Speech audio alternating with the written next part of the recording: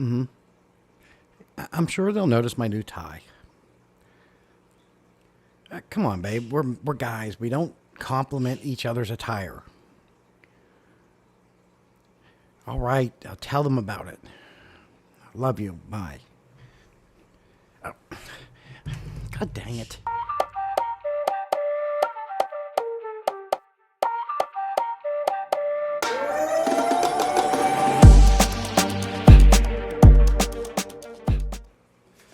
Asian fish invasives. Let's talk about it. Breaking news. Humanity's fantastic missteps and invasive fish species are making waves, mostly the bad ones, across Asia. I'm Jesse, your local correspondent, here to bring you the juiciest, scaliest details. So let's dive in. In Thailand, invasive fish species like the black-chin tilapia are turning local ecosystems into a chaotic, fishy free-for-alls. These tilapias, often introduced for aquaculture or ornamental purposes, quickly outcompeted native species for their resources. Picture a dinner party where one uninvited guest eats all the snacks, except here the snacks are the insects, algae, and smaller fish. But wait, that's not all, folks. Add human activities like overfishing and habitat destruction into the mix, and a native fish don't stand a chance. Dams and waterway changes, they're cutting off migration routes like the aquatic version of a road closed sign. It's not just an environmental issue, it's a fishy fiasco, my friends. In Indonesia, the exotic aquarium trade is booming, but not without some seriously shady practices. Cyanide fishing is a technique where divers squirt cyanide into coral reefs to stun fish for easy capture. The result? You get a new pet clownfish and the coral reef gets a death sentence. It's like cutting down the rainforest to grab a sloth. It's destructive and unnecessary. If you combine that with the invasive species brought in for aquaculture, and Indonesia's rich marine biodiversity is under siege, let's not forget human pollution, which is basically the final boss of the environmental problems. We're taking trashy rivers, plastic-choked reefs, and confused fish trying to eat microplastics instead of, food. People are so stupid. In Malaysia, invasive fish like arowanas and suckermouth catfish are making a splash, the bad kind. In local ecosystem, arowanas, prized for their dragon-like appearance, have been released into the wild by irresponsible owners. Once free, they bully native species like aquatic schoolyard bullies, eating smaller fish and disrupting the delicate balance of the ecosystem. I preach this all the time on my channel, Tommy. I don't think anybody listens. But anyways, as if that weren't enough, human activities like deforestation and water pollution are turning the rivers and lakes into fish-unfriendly zones. Think of it like a party where someone trashed the snacks, spilled the drinks, and played bad music. Nobody's thriving in that scenario. Let's move over to Japan, for God's sakes. Why not? In Japan, koi are national treasures and symbols of luck until they escape into the wild and wreak havoc. These vibrant carp are escape artists, often finding their way into natural waterways where they uproot vegetation and stir up sediment. It's like inviting a professional gardener to your home, only to have them dig up your lawn. Human activities like urbanization and river damming exacerbate the problem, limiting the flow of the water and blocking migration paths for native fish. Invasive species like largemouth bass, introduced for sport fishing, are also chomping their way through Japan's delicate aquatic food web. It's an underwater disaster movie, and the locals are not thrilled about it. And I wouldn't be either. Every time I do one of these segments, I just get... Let's talk about China. Why not? China is grappling with one of the most notorious invaders, the snakehead fish. These apex predators are terrifying. They can breathe air, slither on land, and outcompete the native species like they are auditioning for a horror movie. Snakeheads were originally introduced into aquaculture, but have since become aquatic outlaws. Combine that with the pollution, overfishing, and habitat destruction, and China's waterways are becoming a hostile environment for native fish. Picture a crowded city with no rules and limited food. That's the current state of many Chinese rivers and lakes. But let's talk about the bigger picture, shall we? human interference. Invasive species and human interference. Ecological chaos across Asia. Between the black-chinned tilapia, the snakeheads, and the free-spirited koi, native species are left gasping for air. Literally. Add cyanide, fishing, pollution, and dams to the mix, and you've got the recipe for a full-blown aquatic crisis and disaster. Ladies and gentlemen, welcome to Jim's Answers, where I answer the stupid questions that you send in. Yeah, they're stupid. Like, real stupid. Like, the first question is from Hugh Janus from Sarasota, Florida. He wants to know if he can put his shark in a 10-gallon tank. Well, no, Hugh Janus. You can't. You know how big sharks get? Especially the one you told me you have, which is a reef shark. We don't want to see a reef shark in a 10-gallon tank. It'd be like taking yourself and putting you in a 5-foot square room. It just doesn't work. It's going to smell like hot-boxed farts and disappointment. So no, you can't put your reef shark in a 10-gallon tank. Be smart. Freaking idiots. Oh, man. The next question, guys, is a doozy. I mean, it's a doozy. This one is from Barry, my codpiece, from Duluth, Iowa. Writes in, do fish get thirsty? Come on, bro. Come on. My guy, they're in water. What do you think, they're going to swim over to the bar and get a margarita? You think they're going to, float on down the river? So walk into the next sports bar, order some chicken wings, sit there and have, throw back a couple of cocktails? No, man, they're in water. They don't get thirsty. They get hungry. Feed your fish. Stop worrying about trying to give them margaritas, you knucklehead. For God, what is wrong with you people? You and Hugh Janus should get together. Open an aquarium store. I'm sure it'd be a big hit. Be huge. Be like it's all over China.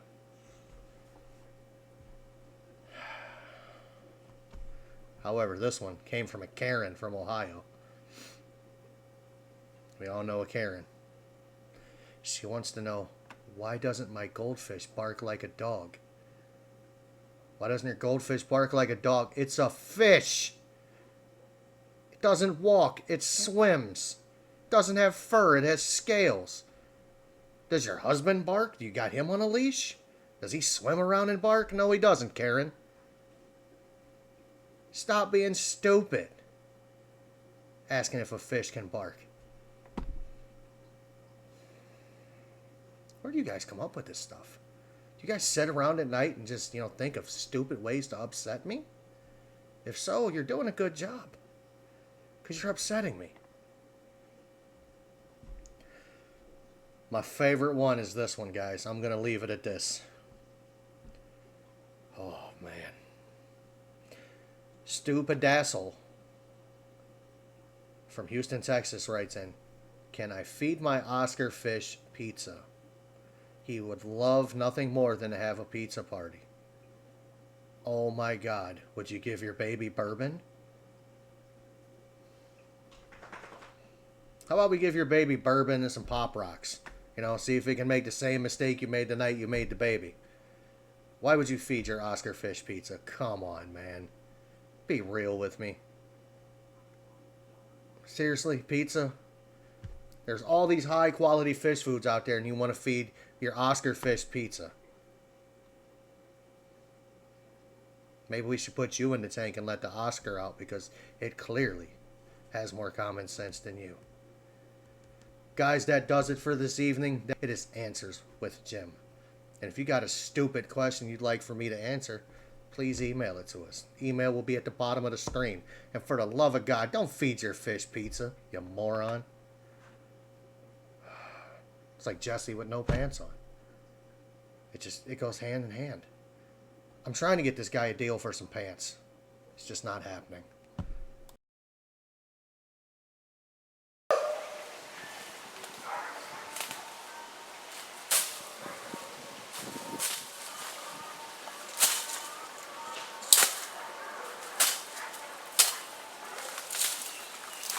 Whew.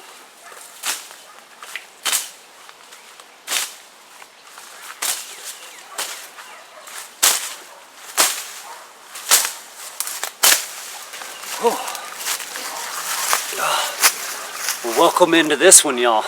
Let's go on an adventure. Let's see what kind of fish we find in this waterway that's tucked back in all these woods.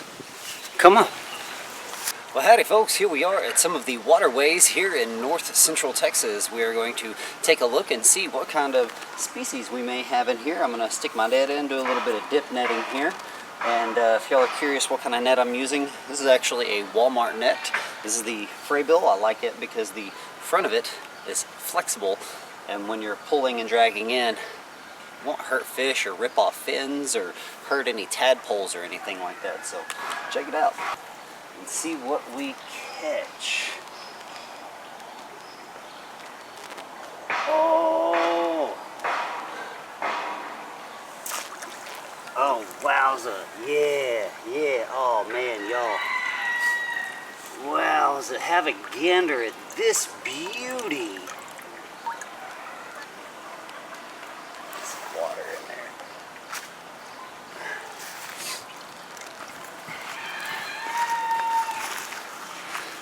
Right here. Try to clean this off. The blacktail shiner. And these blacktail shiners are more than creek celebrities. They're ecosystem MVPs.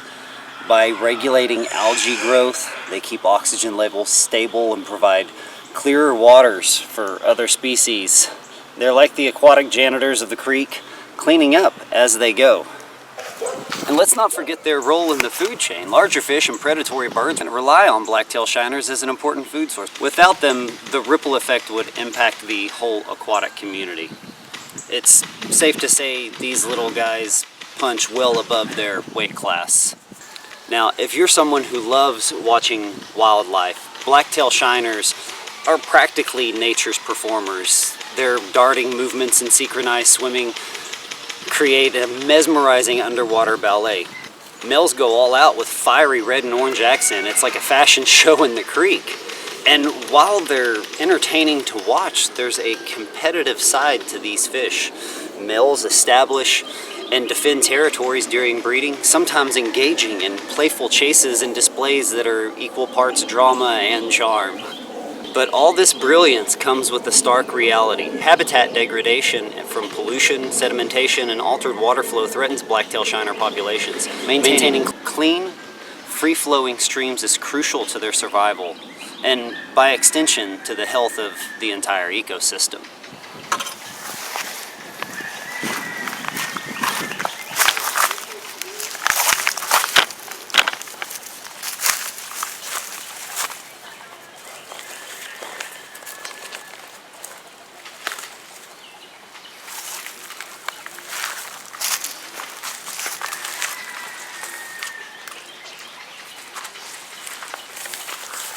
Plastics.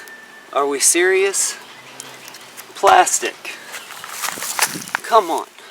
Whether through creek cleanups or supporting water conservation programs, every small action helps preserve these vibrant little fish. After all, every creek needs its shiners. So, next time you're by a creek, pause for a moment and look for the blacktail shiner.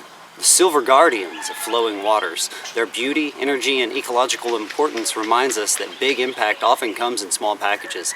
Let's keep them shimmering for generations to come. So, on to our next segment. I hear Mark is out in the thick of it as well. So, Mark, are you there? Can you check in with us? Can you hear me? Are you there? Oh, hey Tommy, how you doing? Hey, man, this is a beautiful day. I'm outside and enjoying it. I'm just got to fill out this paperwork real quick so I can get into here. Oh, that sounds amazing, Mark. And you look really, really excited about your adventure today. Where do you happen to be today? Where are you? Oh, where am I at today? Oh, I'm at the Gus Engeling Wildlife Management Area. It is kind of southwest or south of Corsicana. Man, a good ways, well, I don't know, 40, 50 miles from Dallas. I'm not sure. But man, this is going to be an awesome day out here, I think, today. It's beautiful weather. Oh man, that sounds great, Mark. I mean, I think I'd might rather be there than here. And hey, for those of us that don't know, and pardon us possibly sounding ignorant, but what exactly is a WMA, a wildlife management area? What can I expand on that? A wildlife management area? Well, wildlife management area is a kind of an outdoor learning. Well, I'll tell you what. How about I wait till the end of the video? I don't want to waste time. There's a really cool place out here I've got to go explore. When I get back, I can tell you what a wildlife management area is, some of the rules, and why it's important, and maybe how you can even help support something like this in the wild. So, hey, I'll catch you later.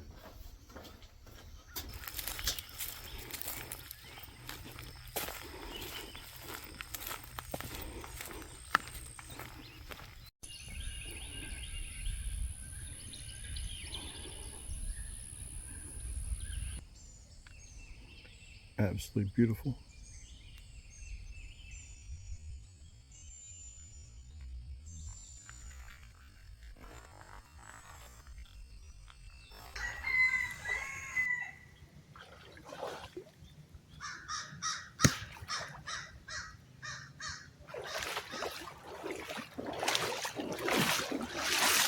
Oh, wow, Mark, it looks absolutely stunning out there. Is there any kind of programs that they run in this area? Any type of educational programs, anything like that that maybe we should know about? Hey, Tommy. Tommy, you there, man? Hey, Tommy. Hey. Hello. Hey, there you are. Well, hey, I want to show you this really cool place behind me. This is a little pond right outside the main road going through the Gosling Wildlife Management Area, or also known as WMA. It's just a little pond on the side of the road. There's really cool fish in here. There's lots of top minnows, there's sunfish. There's probably some bass in here. I haven't seen any, but I'm sure there's got to be some bass in here somewhere. And there's also pygmy sunfish living here, a little band of pygmy sunfish. I have caught several of them in here in the past. Really cool little spot. It has been an extremely good day. I had some really cool sightings of some large gators. Check it out, another big gator.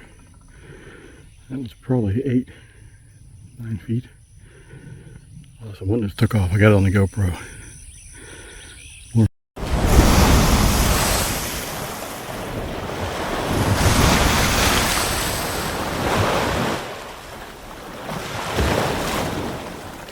And even one little small gator, which I hope I got on my GoPro. But the other, I know I got one of the bigger gators taken off. It was way cool. Biggest find for me today was the eastern newt. Those are really cool. This area is got lots of little pools like that around, and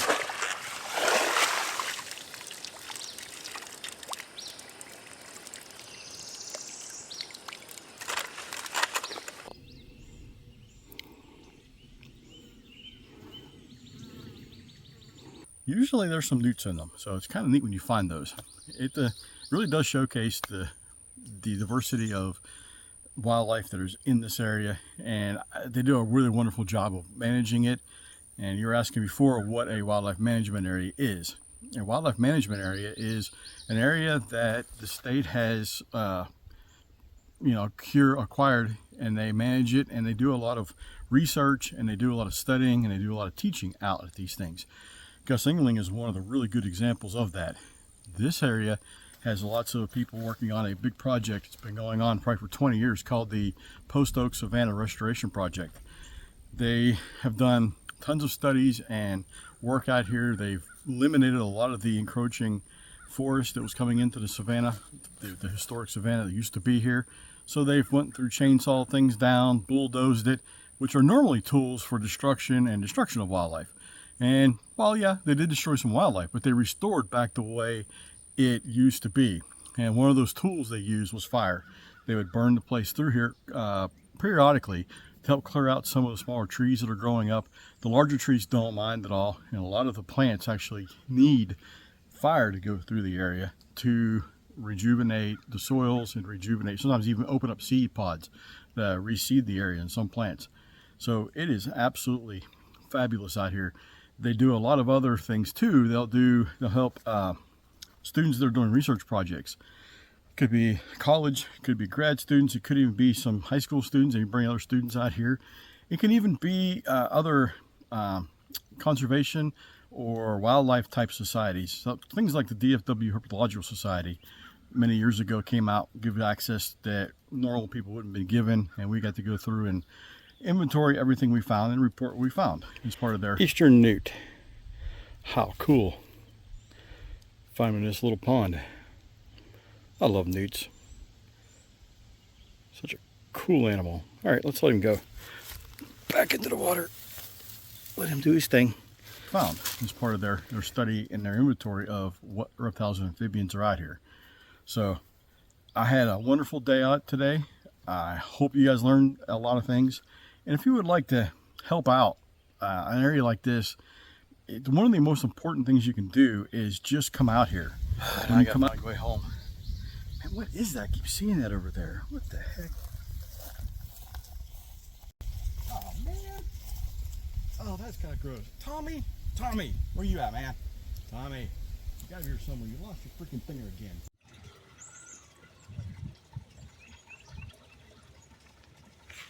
Here somewhere. You lost your freaking finger again. Dang on you. I have to get it back to you. Come out here. When you come out here, you have to register that you were here.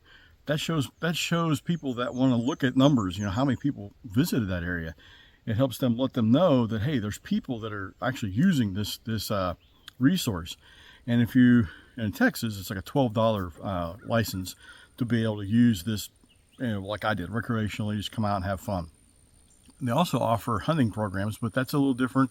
You have to have a different license for that, and you have to look into all the rules and regs for the wildlife management area you want to go to. And the greatest part is that $12 gets you into all of the wildlife management areas across the state, and there are a lot. I don't know the exact number, but there's a lot of them.